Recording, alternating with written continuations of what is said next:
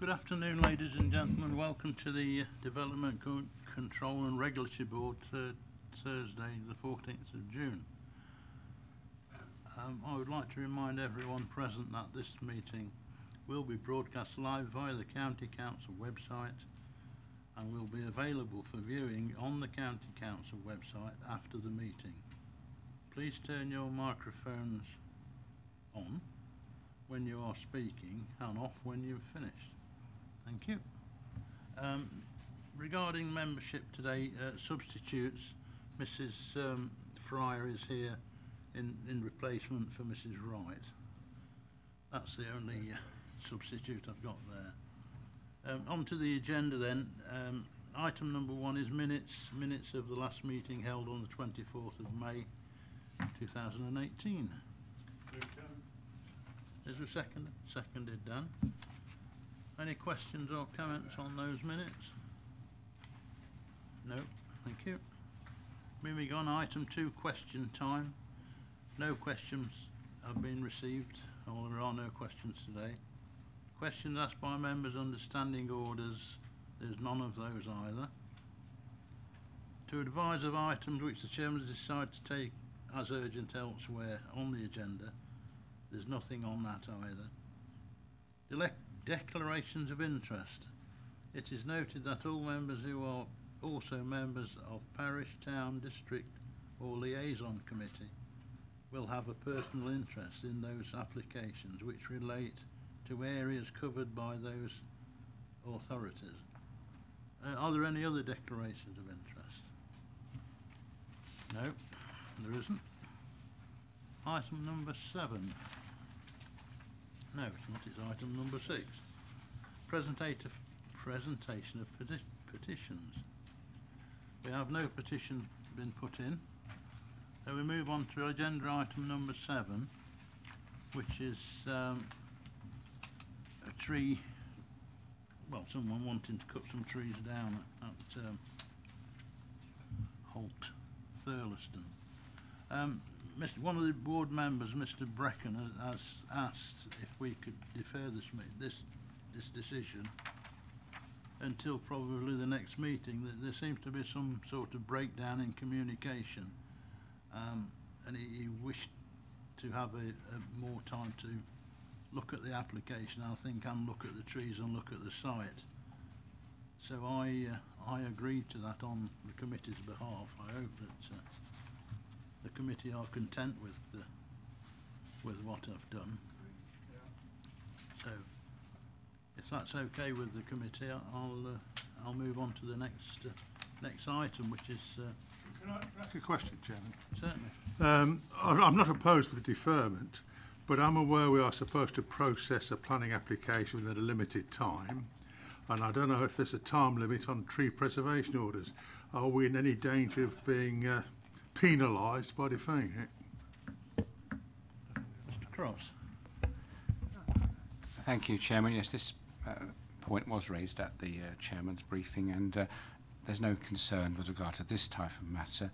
It's not like a planning application where you do have time limits or advisory guidance for time limits. Something like this, it needs to be dealt with as soon as possible, but the reasons given by the Chairman are, in my view, acceptable for the deferral, given that your next meeting is in about 4 weeks' time. I'm happy to accept that. Thank you very much, Chairman. Okay. Thank you. Move on to agenda item number 8, page 17. Lonnie, would you please speak to this report? Thank you, Chairman. Yeah, just very briefly, Chairman, I'll show you some slides just to illustrate this proposal. The report itself is fairly comprehensive and it covers all the points. But as you can see, this is a proposal for 2 classroom block at Anstey School. First slide is just the location of the school that extends over this sort of site, and the proposal is just about there. Give you a better look at the overhead aerial photograph. So part of the old school here, a new part of the school here, very large playground, a factory building here, some residential properties here who have made some representations. There's a builder's yard, and I think there's a scout hut surrounding. So that's a sort of what's around the site, and then down the middle of the school site there's a public footpath which cuts the sites in half. So the proposal is there. In terms of its design, clearly the existing building is a fairly old building. The new building is a very modern design, and there is already a similar building on the site, which I'll show you a photograph in due course. So it's a mono-pitched roof. And in terms of the layout, this is the old building that I was talking about. This is the new building here with the factory and the residential properties along here. One of the issues in the report is about noise from the air conditioning units, and you can just about see 3 little blocks on the end, and that's where the air conditioning units are against the back of this fence next to the factory. And then there are some additional car parking spaces which will be reconfigured in this part of the site. So in terms of what's there now, that's the existing site. The proposal is going to be somewhere in this area. Again, looking there, it's going to be sort of just about there, and you can see the properties there and the factory there. And again, moving slightly over to the right, again, the building will be just about here. So these are the properties, the builder's yard, and then the scout hut beyond there. So gardens of these properties back onto the existing site and existing play area. That's the footpath that goes through the site. This is the play area, and the building will be just off the picture on the left. One of the issues, well, the 2 main issues. One is noise, and I'll come to that in due course. But the other issue is about lighting and daylight, and whether the properties will be affected by it. 2 studies have been done in support of the application, one on noise and another one on daylighting, and this follows standard procedures in how to look at daylighting. So this is the first set of drawings. There is a report which accompanies this, but the first set of drawings shows without the proposal. So the proposal will be in here, but this shows you sort of the time of day when the sun will come round and the shadows it forms at the moment. And this is done on the 21st of March, which is a standard approach to do it during the winter, spring months. And then if you put the building in, again, it shows the shadow in the early part of the day. There's no effect, but it's just this latter part of the day where you'll see what the effect will be. So if we then compare those 2 with and without, so the top is without the building, and if you look at the shadows, really it's these 2 pictures at the bottom here, compare without and with, and you can see the shadowing is pretty much indistinguishable really in terms of the effect on the properties. So that's the sort of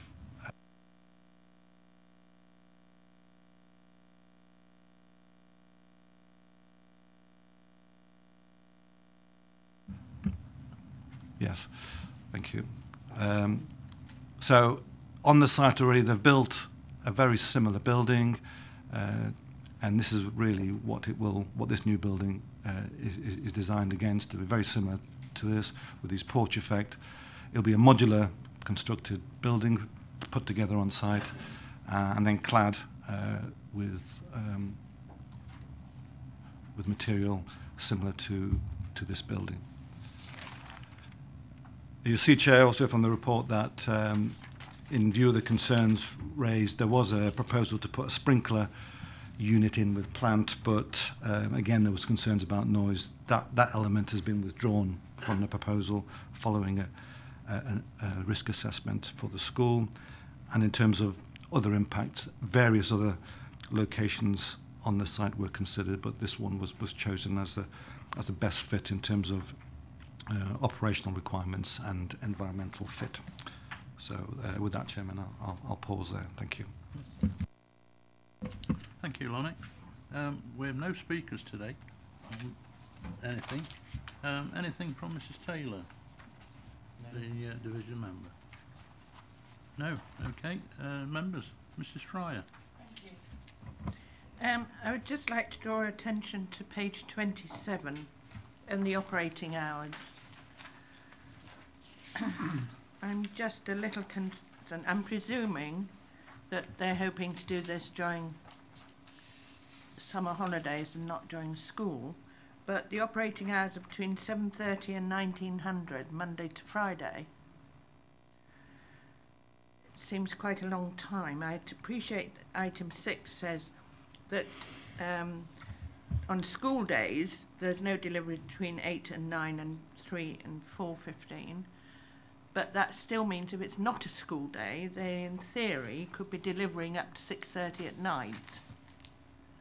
And I'm just wondering if that could be reduced, particularly if it's going to be done during the, I hope they hope to do it as quickly as possible to not interfere with the school life and therefore during holiday period. But I think for the residents to know that they could still be working and drilling and construction at 7 o'clock at night on a summer evening in August could be a bit contentious, and I would just like the officers' views. You're able to answer that. Chairman, yeah, I mean, that's a sort of fairly standard working day. I know it looks like a long day. Whether they will work up until then, I don't know. I mean, the idea is to get it built as quickly as possible, really. And you're right, it probably will be done over the summer, but they may do it during the school time, hence that other conditions. I'm in members' hand on this, really. I mean, I don't know what contractual arrangements there are with the builder, but I don't think, given the short duration into modular sort of type of building, so it should be fairly quick. I don't really foresee any particular problems, but if members have a different view, then I'll be happy to hear it. Thank you, Chairman. If I could take you to page 20 and paragraph 7. Now, I know it's the anniversary of Grenfell and we're talking of cladding. Some of the cladding I recognise, but obviously some of the more technical description of it is something that I'm not familiar with, and I just seek some sort of professional assurance that it is obviously quite safe and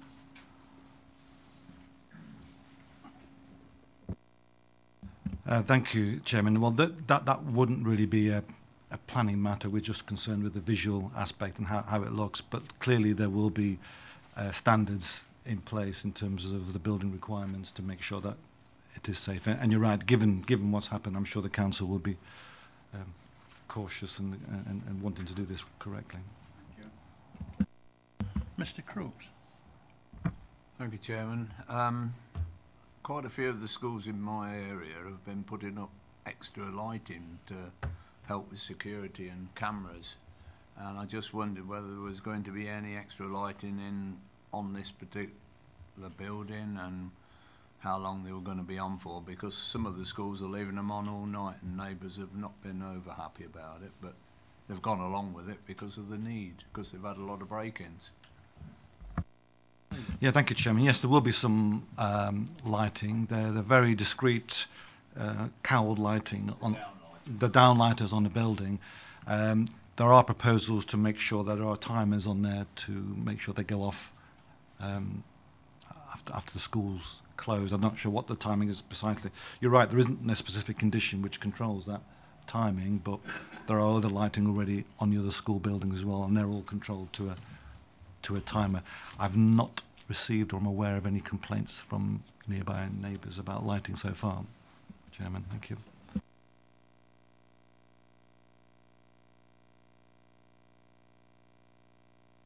Yeah, Chair, the noise from the air conditioning units, are they going to be timed as well? Yes, Chairman, they will only be operated during school hours.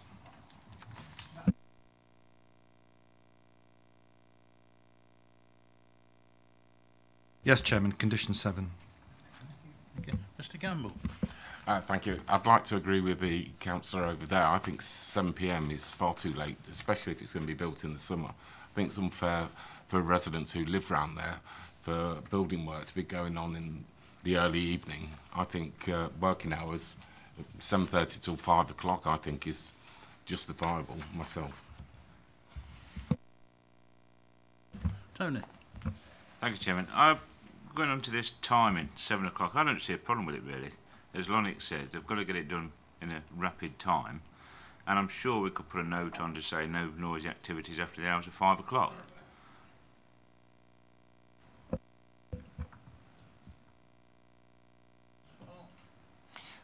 I should imagine that the noisiest activities would be delivery and erection of the steelwork frame.